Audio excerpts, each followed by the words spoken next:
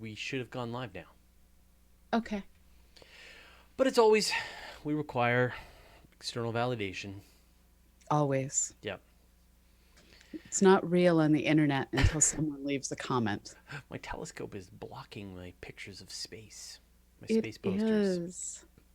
I need to move. I need to swap them out. I got a whole pile of space posters. I got to swap them up for 2019. That works. We're live. People are saying We hello. are. Hello, humans. I'm going to say hello to Elid Avron, Gordon Dewis, Graham W., Hilg Bjorkog, Jabulani Williams, John Suffill, Kim Hay, Nancy Graziano, Richard Clark, Rick Schwartz, Terry Elric, Tom Van Scotter, and Uncle Bill Druin. Hey, everybody.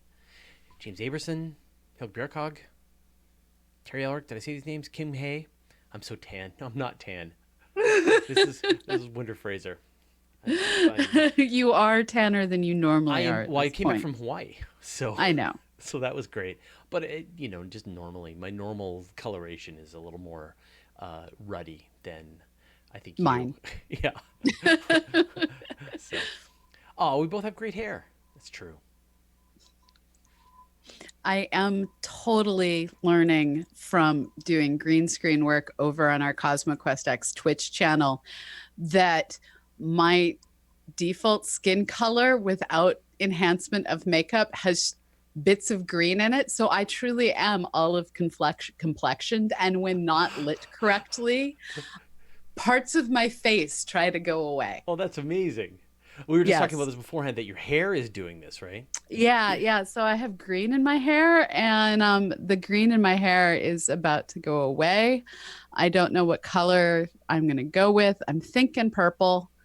But yeah, I've been learning all sorts of things about color while using a green Or screen. get a purple screen,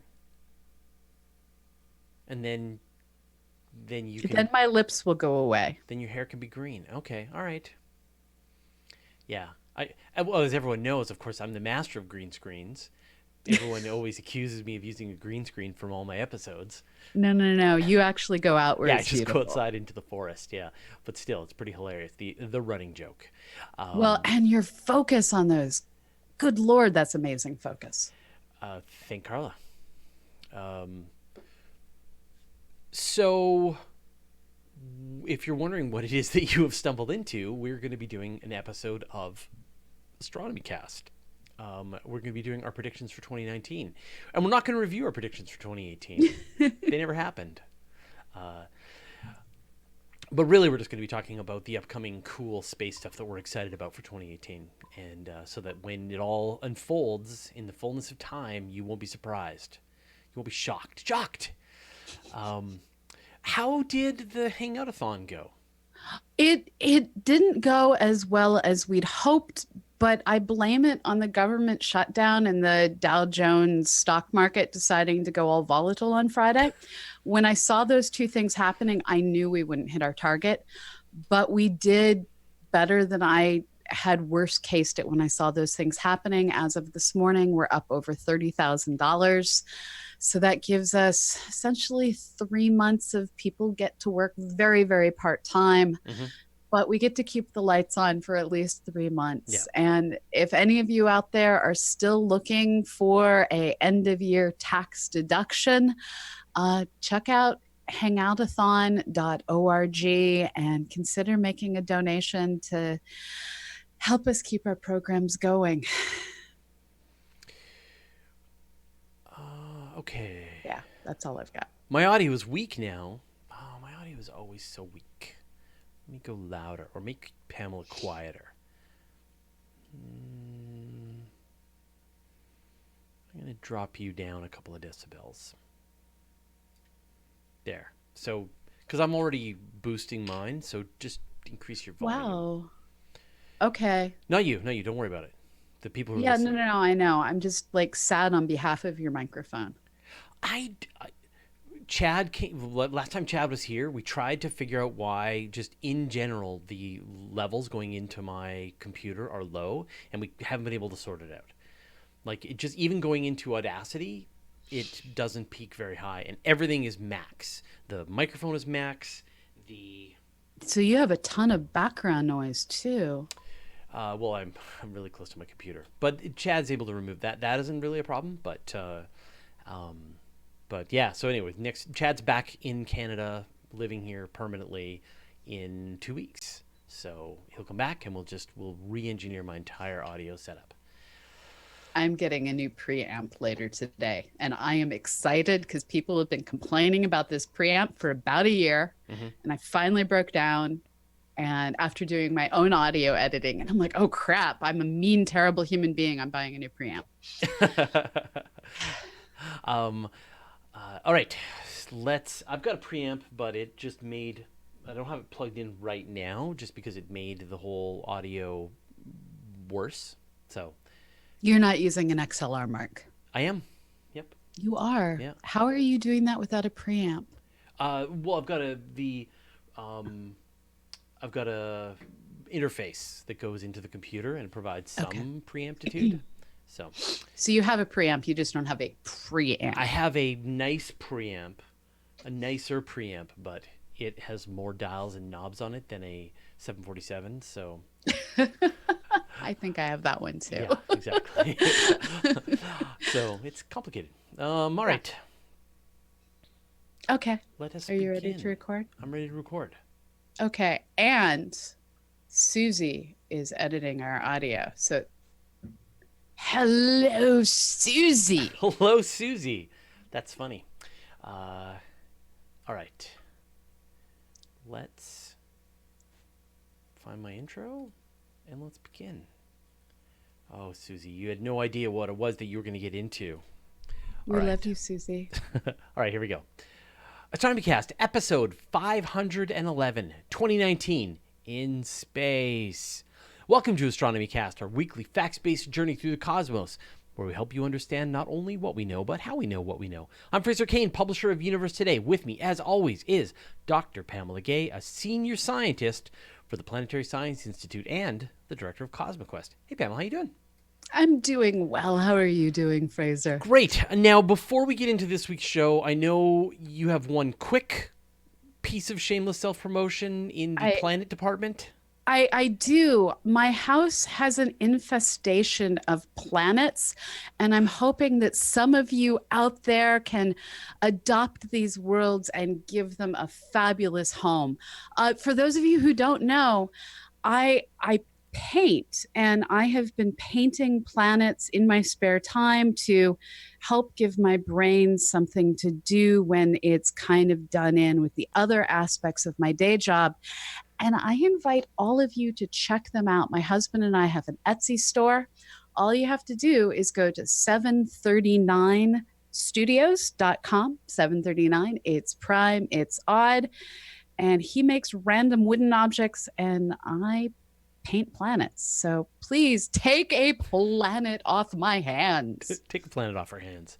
But also, I think it's important for us to remind everybody, if you didn't join us for the 40 hours of hangout-a-thonery, the cause is still there. We raised, I think you said we raised, what, close to $30,000 over the course? We're just over $30,000. $30,000 so far, which is sort of halfway to our larger goal. But, you know, if you weren't able to participate live, doesn't mean that you can't still help us out. And it's very rare that we literally beg you, but this is one of those times where, as we have mentioned, we mentioned this last week, the funding for CosmoQuest has been cut. That the team that is working on the software, that is working on coordinating the scientists, working to just keep the lights on and keep this whole machine running, is living on borrowed time now while Pamela gets hard at work writing for new funding grants. And she's the master, but it takes time, and the wheels of politics take their time. So if you have any money to spare, if the work that we do with CosmoQuest is important to you, please take a second, go to hangoutathon.org.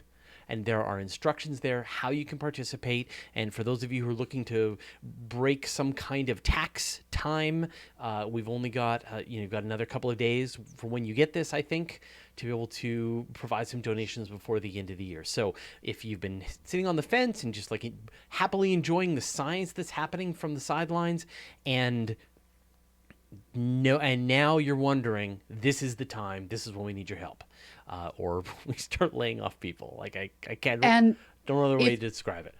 if every single person who downloaded this podcast episode donated just $2, Yeah, we'd be good. yeah, Now, the thing is, maybe 1 in 50 of you, maybe more likely 1 in 1,000 of you, and I mean that literally, are going to donate. but If you want to make the statistics better than 1 in 1,000, yeah, please donate now. My way of contributing is I'm not going to pay my salary off of any of these donations. yeah, and I don't make any I, money from this either. So yeah, it just goes to the team, just goes to the people, the programmers, the editors, the producers, the people who are doing the work with us. So. All right, let's get into the show. On a happier note, we did it. We made it through 2018 in space. And now let's in look forward space. to the incredible launches, discoveries, and astronomical events happening in 2019. Now, we did this show last year, and apparently we made a bunch of predictions, and I don't care. Whatever predictions we made for 2018, those are lost to the annals of time. There is no way for anybody to go to check or verify whether or not we were right. So it doesn't matter. The past is prologue. It's time for us to look to the future and make some predictions for 2019. But really, we're going to look at the upcoming amazing stuff that you should be watching out for, and stay tuned so that when it all happens, you're not surprised and shocked. Pamela, there's so many things happening in 2019 that we know of, right? Of course, it's going to be all the unexpected discoveries that we weren't familiar with. What pick? We can talk about it sort of through the calendar, or we can just pick and choose interesting events over the course of the entire year. Where do you want to start? Well, I think the place to start, because this episode is going to go out on Monday, December 31st. And for those of you listening right now, there's cool shit going on right now, because Alan Stern likes to do orbital dynamics that disrupt holidays. Is it really Alex Parker's fault? I saw you call him out on Twitter. It is. Well, so as near as I can tell, Alan was like, "We need to do this on a holiday," and Alex was like, "And it's done." I'm sure it's more complicated than that, but yeah. So Alex Parker, he's a fabulous guy, super creative, PI of one of the survey teams, and rumor has it he's the person that figured out how to get New Horizons arriving at ultimate Thule, timed for the strike of midnight on New Year's for the East Coast, where their organizational folks are working at the Advanced Physics Lab out at Johns Hopkins University. Now, we have mixed information on how best to cover this, because the US government is a bit not open for business right now. There was a tweet by NASA Administrator Bernstein earlier today saying NASA TV will be covering this. So I have hope, and we will be co-streaming everything live over on twitch.tv, CosmoQuest X. Annie Wilson and I have you covered. Come join us, chat with us, and we're also going to be launching a bunch of new stuff on the CosmoQuest website. But the gist is, this is essentially going to be the most distant object that human beings have ever reached. It's way out beyond Pluto. Ultima Thule, another Kuiper Belt object. It's been a bit of a mystery as the spacecraft is approaching the object. It's not brightening up in the way that astronomers were expecting. They were expecting to get a few details, sort of see the way it was changing in brightness. Maybe that would mean that it's got a moon. Maybe there's some kind of dust around it, but it's still a bit of a puzzle. So when it actually does arrive on New Year's Day, it is going to be the first insights that we have to this whole new place. And will it look the same as Pluto? Will it look different from Pluto? And Sharon, we have no idea. It's truly mysterious. And watching people be deeply confused at this object's refusal to vary in brightness is so much fun because Yeah. it's not behaving the way we expect an object to behave, which means that it's either like the most boring service ever, is uniquely aligned with us, is rotating super weird. This is an object that we need a closer look at and we are getting a closer look Yeah.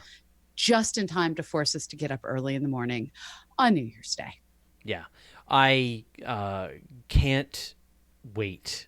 And by the time people are reading this, they will be able to see these first pictures. But the time frames that are going to be going on are mind-bending. Like, it Yeah. is so far away. The images are going to take so long to come out. It's going to take 20 months for the data to just trickle back home. So we won't really see all of the pictures that were taken in this brief period of time for 20 months. So We'll get the thumbnails. we'll get the thumbnails, but we won't get the full, rich, full, dramatic versions.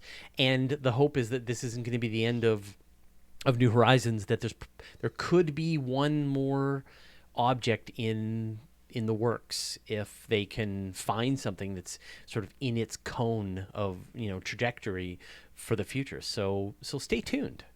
I can't wait. And again, by the time you're listening to this, you'll know what the pictures look like. So it's like we're already talking about something that happened in 2018, but we don't know. You know, but we don't know as you listen to this, which is so weird. All right, well, it's going to be exciting. So then I think we are moving somewhat through time here. So why not? I want to talk about the Chinese mission to the moon, and we actually talked about this in 2018, the Chang'e 4, and it set up the relay station at the far side of the moon, and it launched the rover lander, and now in just January 3rd. So again, literally, by the time you listen to the show, this might have already happened. The rover lander is going to be touching down on the far side of the moon, and for the first time, we are going to see this bizarre, tumbled up, chewed up landscape that is the other side of the moon. Not the side we see, but the side we don't see. And while this mission isn't peopled, they're building up towards that. So in the future, it may very well be that it's Chinese astronauts who are the first humans to go to the moon in our lifetime. Yeah. I don't care who does it. Go China, go SpaceX, go US, go Europe. Somebody get to the moon. Before we'll talk about this later on, but of course the 50th anniversary of the moon landing is coming up. So, what else have you got?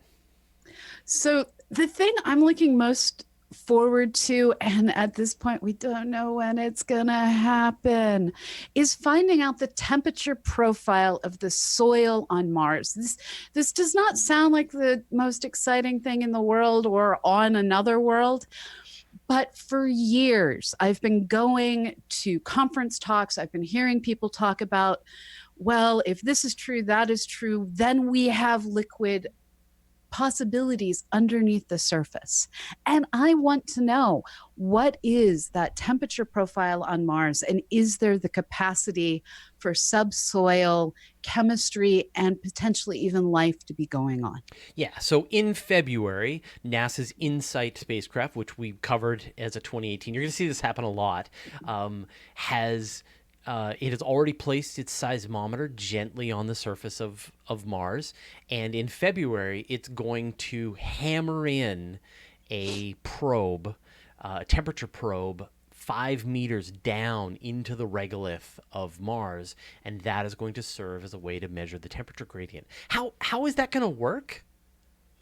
It is a super cool device that they put together where it essentially bores itself in thanks to, well, momentum.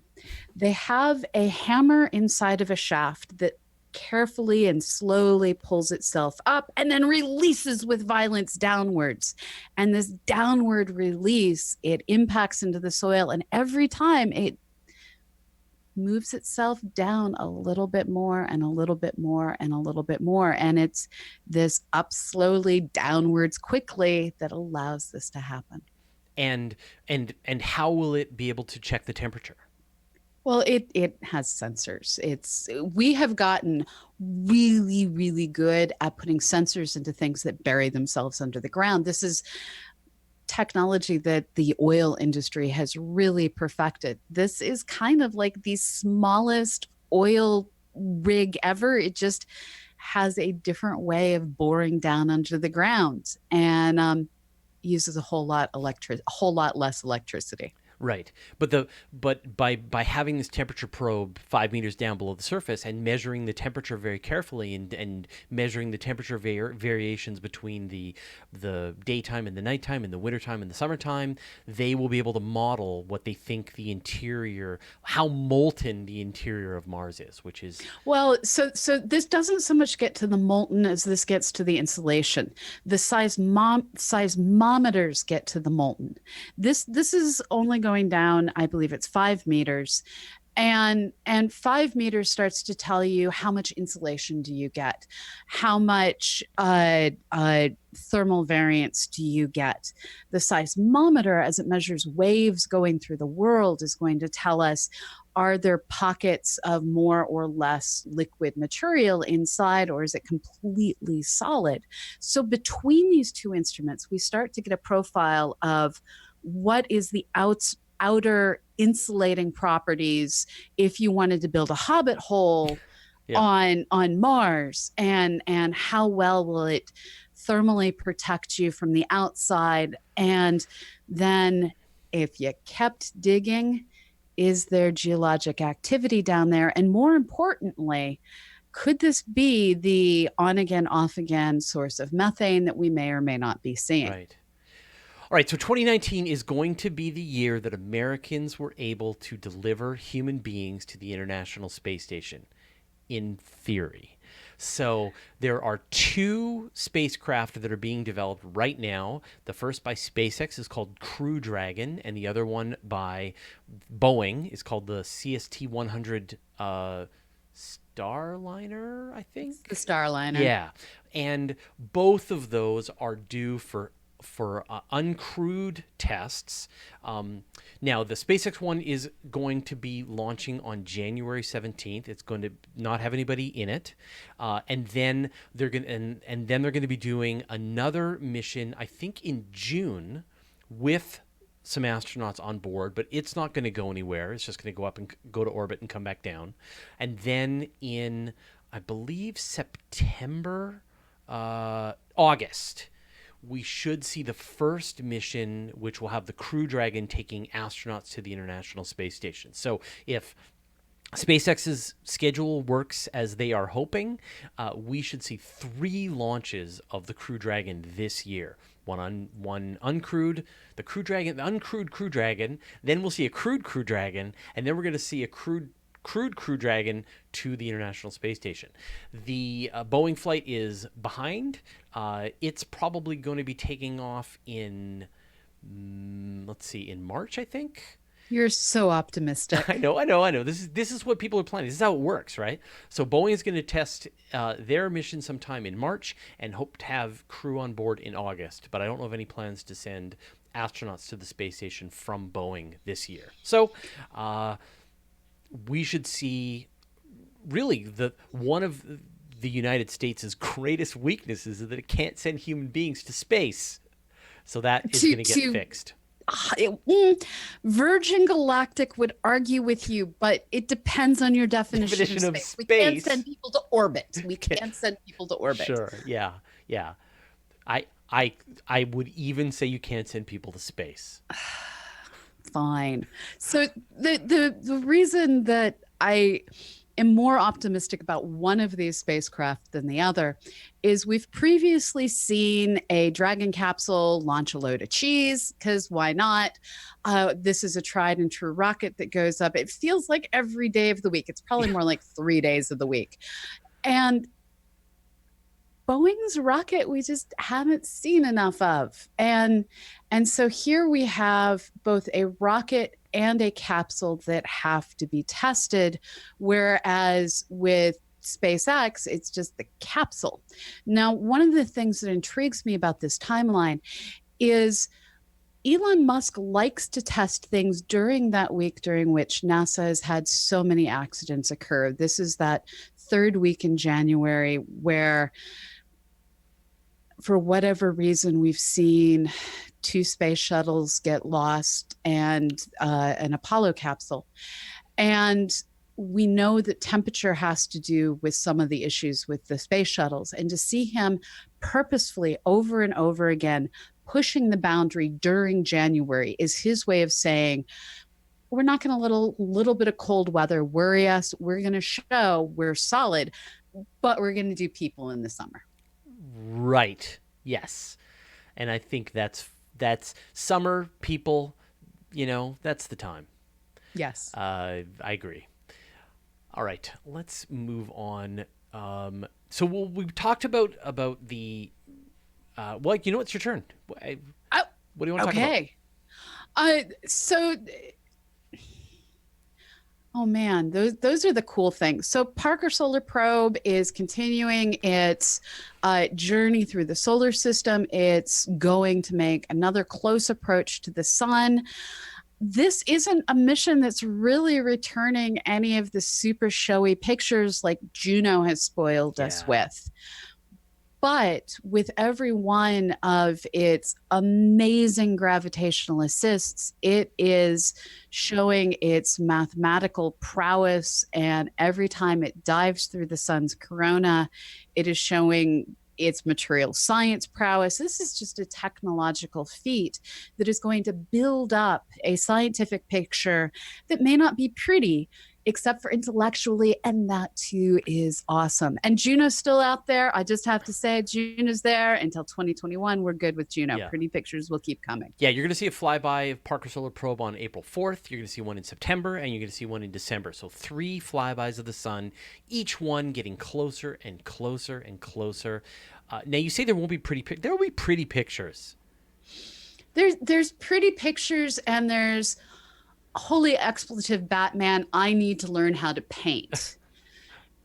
It's gonna not be the latter. It's not gonna be as pretty as Juno. I mean, hilariously, it's gonna be super close, so that you're not gonna see structures.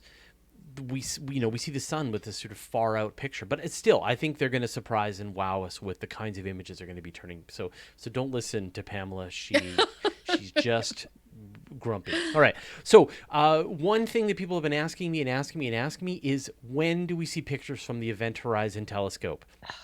And this picture was taken more than a year ago now. This is, of course, the first ever image of the event horizon of the supermassive black hole at the heart of the Milky Way.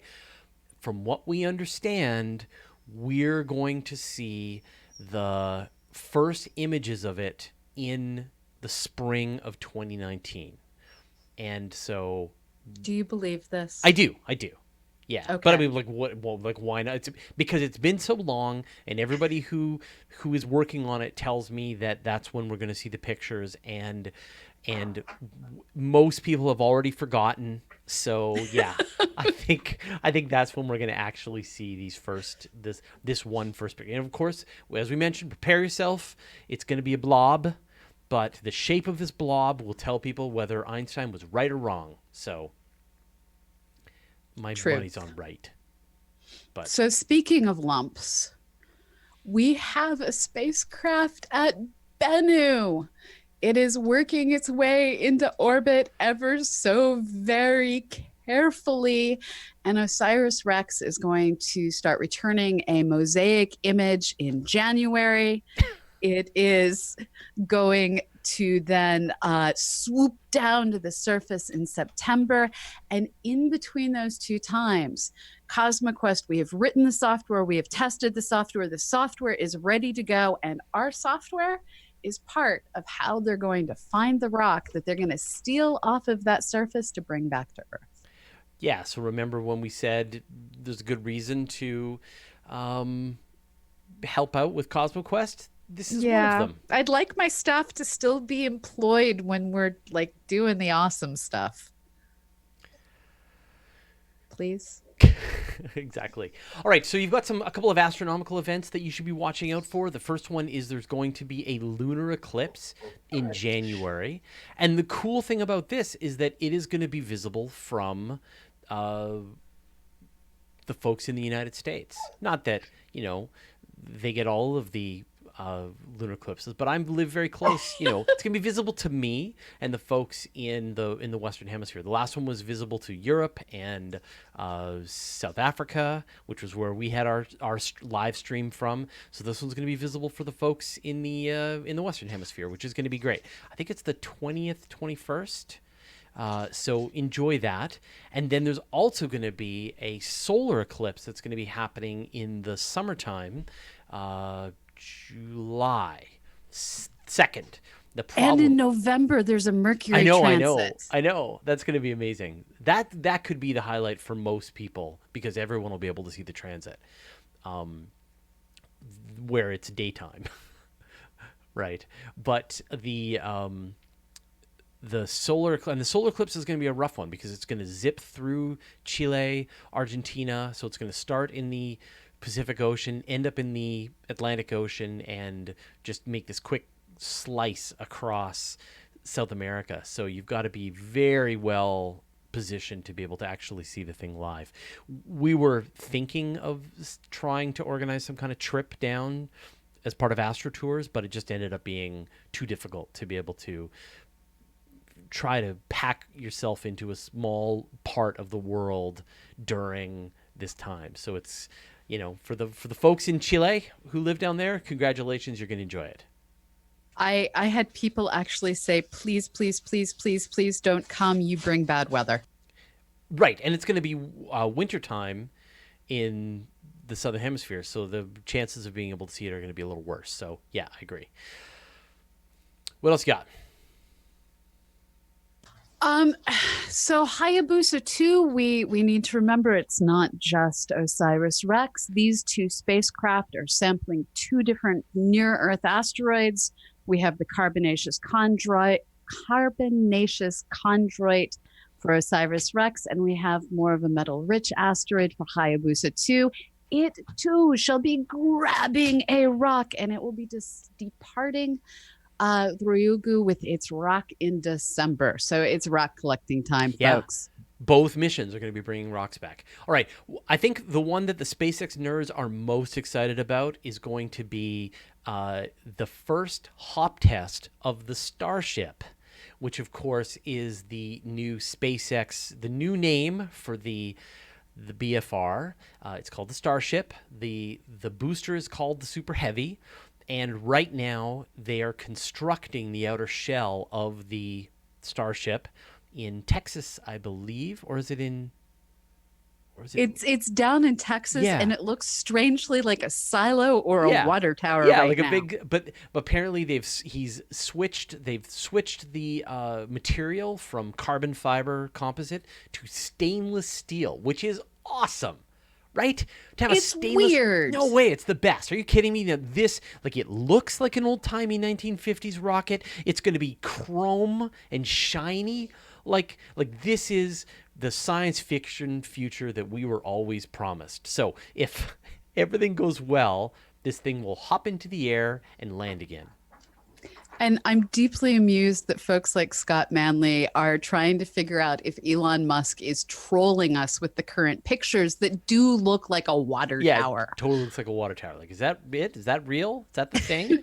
Or is that just or is that just a water? Is that where you're going to store fuel?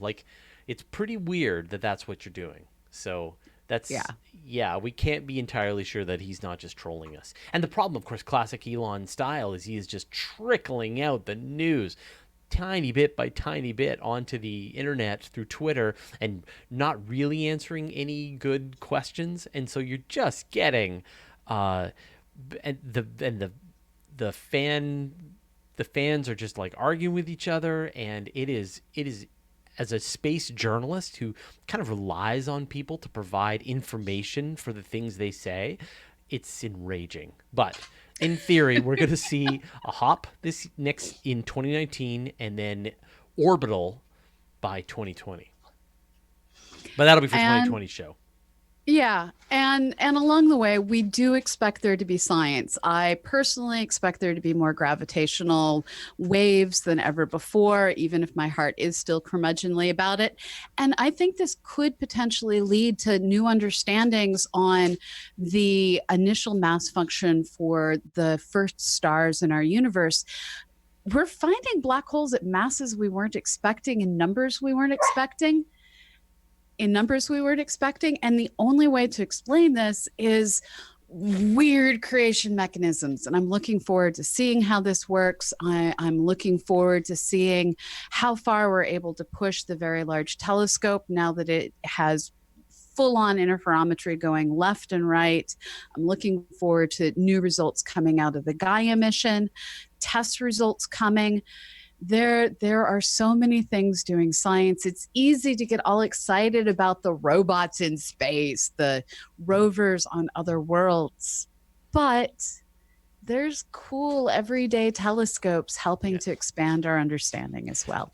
I mean, the ground-based telescopes, the Very Large Array, the Very Large Telescope, which is the European Southern Observatory's telescope, essentially the most powerful telescope on Earth. It's 4 enormous telescopes that work together as one Voltron super telescope, and they have some incredible equipment that are attached to these telescopes. They have the Sphere instrument and the Espresso instrument, and they are producing the most stunning images of planets orbiting stars, of planetary disks, of gaps in these star forming, these planet forming regions. We are seeing other worlds orbiting other stars at a higher level of resolution than we've ever seen before. And this is all just a taste of what's going to happen when the big telescopes arrive in the middle of the 2020s. So, but now ground-based telescopes are well beyond the capabilities of space-based telescopes for, infrared and for near infrared and visible light. You still need them for ultraviolet and X-rays and certain things like that, but the ground telescopes have caught up and have moved ahead, and so now we need James Webb to go up and and push it forward. But I think you're exactly right. You're going to see images of things happening in other places that are going to make your jaw drop when you wrap your head around what it is that you're looking at. And the Atacama Large Millimeter Array, as it returns planetary disk after planetary disk, capturing the stages of solar system formation, we may actually end up with enough data that we can say, this is what it looks like at every stage. The same way we say this is what galaxy collisions look like at every stage, because we have so many images. Here's how planets form. Yeah, watch. Yeah. Now, there aren't a lot of missions, brand new missions going up, but one that is going up is the European Space Agency's CHEOPS mission, the Characterizing Exoplanet Satellite, and it is going to be another planet hunter. And it's going to join TESS in finding planets that are orbiting bright stars relatively nearby. And so we're going to get more planets, which is great. And we continue to look forward to dark energy discoveries, dark matter discoveries. We will not have Large Hadron Collider discoveries because it is shut down for upgrades. And sometimes that's a good thing. Yeah, well, I got an invite to come and check it out, so I should go do it now that it's shut down. And now, I mean, you won't get any superpowers when you go in, but you also won't die. So I don't want to run that fast. Now's the time to check it out. Cool. Well, we're running out of time. One big event, and we mentioned this earlier, is on July 20th. It is the 50th anniversary of the Apollo 11 moon landings. This is the time, 50 years, since human beings first set foot on the moon. And this is the 100th anniversary of the International Astronomical Union and the 400th anniversary of some of Kepler's laws. So stay tuned for the history as well. And one last time, go buy my planets at 739studios.com, because my house is filled with worlds and it doesn't have enough volume for them. Exoplanet hunters are finding countless worlds in Pamela's house. It is true. All right. Well, thanks, Pamela. Here's to an amazing 2019, and I can't wait to see what unfolds over the next year.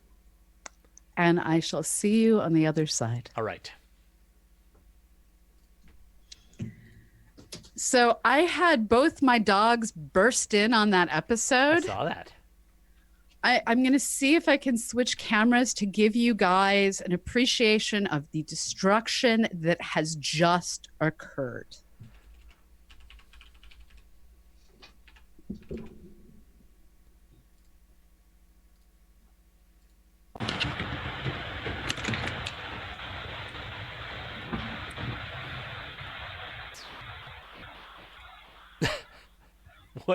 What happened? Hold on. I think I don't know what mic I'm on now. I'm gonna have to switch that. It was a piece of tissue paper that the puppy pulled out of the bookcase, and then Eddie started to bark. And I don't know what my system just did. So Eddie started to bark, so I gave him a potato chip bag. And yeah. So that is a destroyed piece of tissue and a destroyed potato chip bag. The puppy just sort of gets into things, and Eddie helps. Yes. Come here, babe. But Eddie's a good boy. He's a very good boy. Yeah. And the puppy's like, I can be a terrorist. Were they well fed during the hangout-a-thon? They think so. They actually got to the point that at one point, little Stella, come here, Stella. Gotcha. Little Stella decided that the treat in front of her was not sufficiently interesting, and she just walked away. Yeah, too many treats. It was like, yeah, that's funny. We got one question while we're doing the show. Tom Robla asked, any news about the cosmic dawn signal 21 centimeters H1 absorption made by edges this year? No, not that I've seen. There may have been some stuff I didn't see, but not that I've seen. Let me see.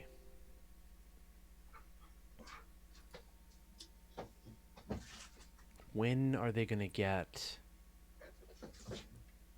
So can you at least explain why 21 centimeter is important? So the 21 centimeter line is the fine structure line in hydrogen where the electron does a spin flip. This is a very infrequent transition to take place. And so you need to have cold diffuse gas that isn't colliding left and right, isn't heated up to higher velocities at these lower temperatures, at these lower densities. The hydrogen is able to just hang out and periodically have the electron have the spin flip. It gives off energy that corresponds to a 21 centimeter photon of light being given off. And we can then detect that in the radio. So wherever we see the 21 centimeter, that means that is where the cold diffuse gas is located. And this is the time of recombination and reionization. This is a very special time during the universe, right? The cosmic dawn.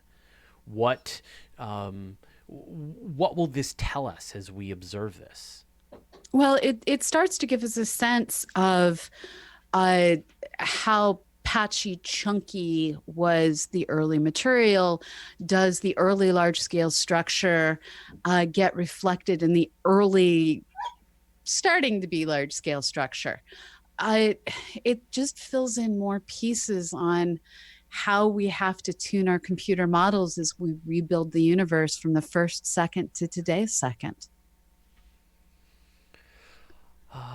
So I see Nathaniel Sanchez is asking what happened to CosmoQuest's funding. So we've been funded by NASA through various different programs since 2012.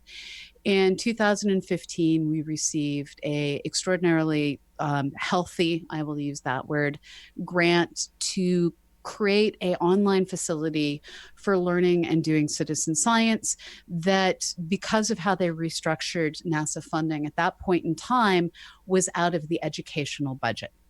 So we were funded to do science under an educational line with the mandate to also teach people as we went. Now, a number of different things happened this year. And in August, we were warned that cost overruns to the James Webb Space Telescope that would have to come out of somewhere. They can't come out of other mission funding. They can't come out of heating and cooling. They can't come out of the salaries of people that work at the NASA bases. So they have to come out of grant lines like ours. We were worried that those James Webb Space Telescope cost overruns could cost us our grant. Now, we were also told that there are going to be upcoming policy changes to how NASA funds citizen science. So it's horribly timed.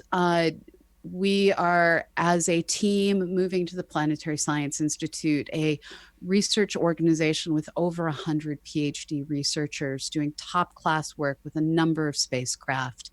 This is going to be the largest institution I've been at since I was at Harvard. Yeah. Yeah. And I put in my resignation letter on a Tuesday. PSI was going to be talking to NASA about the transition of the grant on Friday. Transitions of grants are so normal that it's in the how-to instructions on the NASA grants page.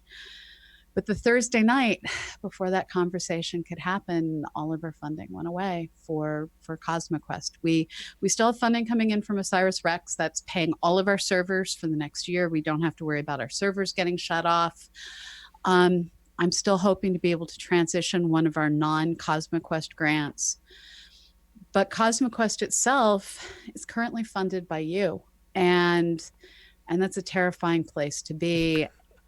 And I mean, we love you, but we love you. It's scary that, to be reliant on public funding or personal donations in this way. Yeah. So I'm going to be reaching out to folks everywhere I can reach out to them. And if any of you happen to know any potential angel donors out there, I am just wanting to make science, and I'm really tired of fundraising. It turns out that being in marching band prepared me for this stage of my career more than 10 years of college, because wow, being in marching band, I learned how to fundraise, and all those skills are coming out. I mean, I think that people don't realize that as a scientist, a vast chunk of your time is spent in fundraising.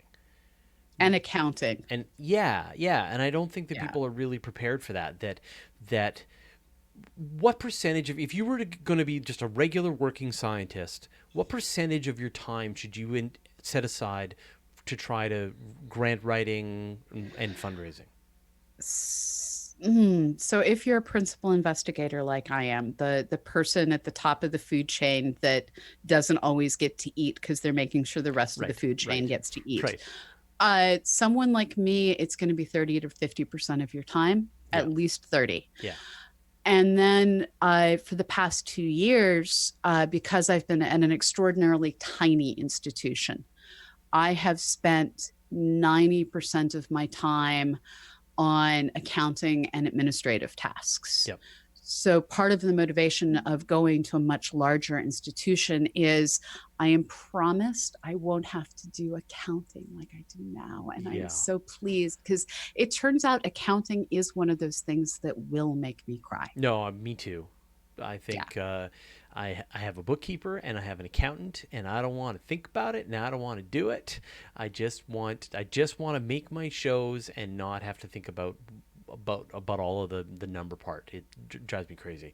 Yeah. Raj Luther is asking, what will you be doing during the New Horizons flyby on New Year's Eve? So we're actually doing different things. So what are you going to be doing? So I'm going to be live streaming over on twitch.tv/CosmoQuestX. It's going to be Annie Wilson and I tag teaming it. And we're going to be working on releasing new features on the CosmoQuest website.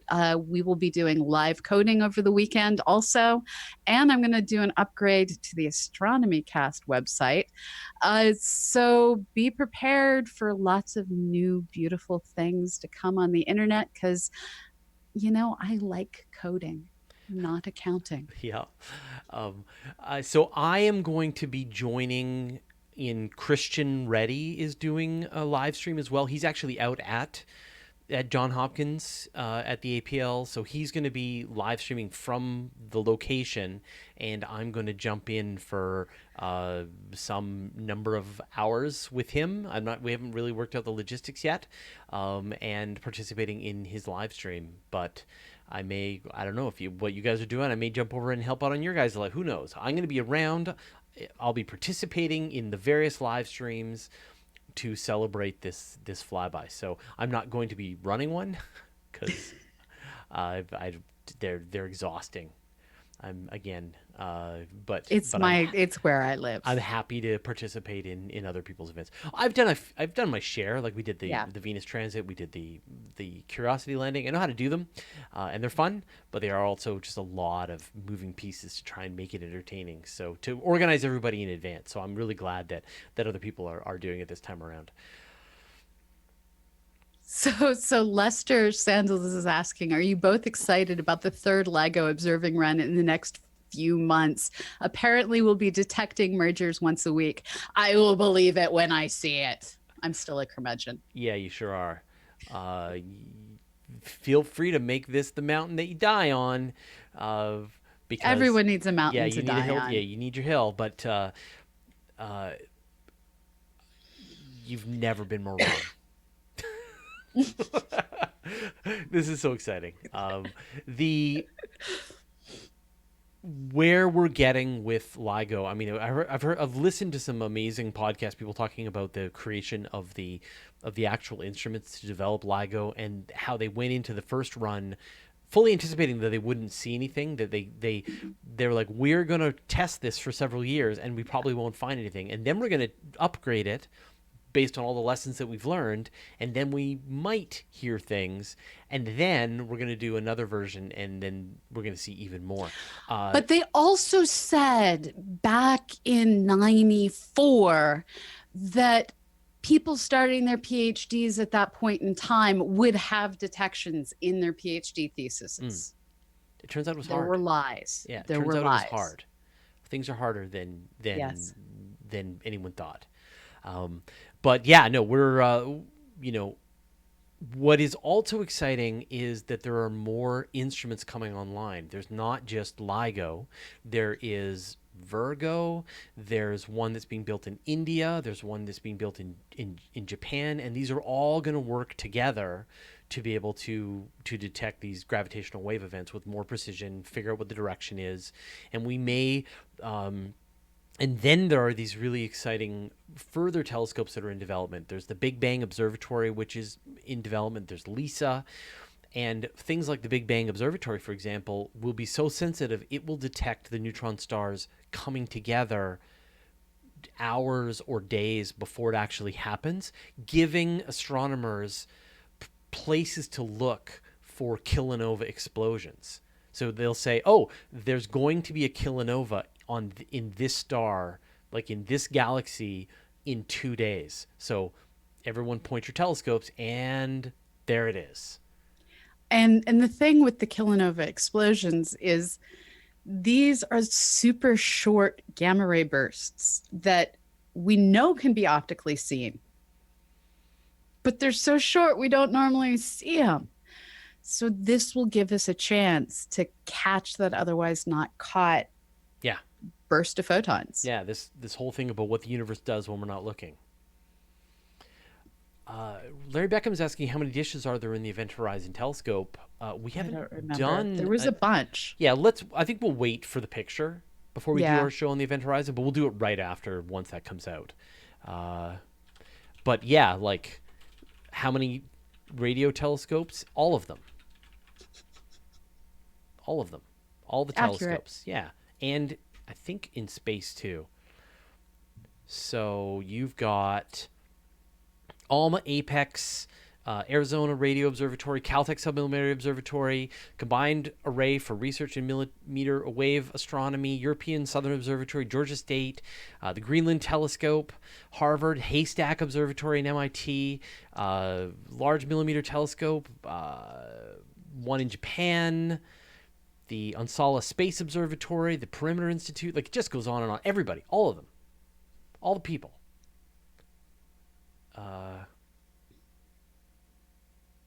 I'm not sure the total number, but it was like just this collaboration. I mean, that's one of the greatest parts about this, is just this collaboration across the world of all the observatories. It feels like it's, it's the International Space Station. But for The International Space Station is fewer partners than that particular thing was. It was far harder and easier both, because the costs were lower, but the number of partners was greater to do the Event Horizon image. Yeah, there's about 40 different organizations who worked on this. More. Yeah, it's crazy how many people all came together to do this. And so then they're gathering, and there's telescopes in Antarctica, and telescopes in space, and telescopes in Hawaii, and telescopes in Europe, and telescopes in North America and South America and everywhere. So Raj Luther wants to know if white holes exist. Only in math. Only in math. They can't exist in reality, because the second that anything enters them, they collapse, and space is permeated by the cosmic microwave background. And that would cause them to collapse instantly. Yes. So if you put, you put like negative numbers or something like that into black holes, you get white holes. It's more complicated than that, but basically. Something like that. Yeah. And so the point is, like, you can do whatever you want with math, but just because you can do something with math doesn't mean that these things are reality allows possible in reality. Yeah. Trip and Fool asks, so the government shutdown shouldn't affect seeing the Event Horizon pictures? No, because it can be released by other agencies in other parts of the world. Now, it does mean that if there are any NASA civil servants, they are currently forbidden from working on any of their NASA science, even as volunteers. Mm-hmm. I love that the government bans people from volunteering. Yep. I don't love it. Yep. So some individuals will not get credit for work that they would have done, because currently they're forbidden from doing it. Yeah, the data is being crunched, I think, at MIT and at the Max Planck Institute in Germany. And they've got a gigantic computer that is, this is where all the time is coming from. They're just mashing together all of the data from all of those telescopes, because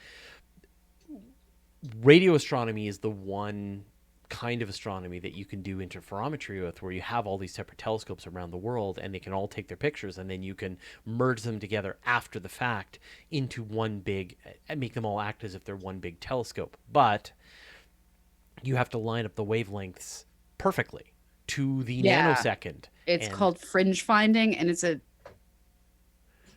all the computers. Hard. Yeah, it's computery stuff. You always end up yelling at someone's clock for being wrong. This was part of what I did with my first job. Yeah. And back in 91, it was the Soviets whose clocks we yelled at. Yeah. It's hard. Does anyone, even China? I don't think China participated in the shot. Know. But China has Shanghai Astronomical Observatory. Of course they did. Yeah. So okay. Yep. Everyone. And as we wind down, I just want to say to everyone, if you aren't part of the Weekly Space Hangout crew, go check them out. wshcrew.space. And we are part of the CosmoQuest Discord. So if you live over on Discord, welcome. We've got a home, and I'm hoping the mods can drop all the links into the chat.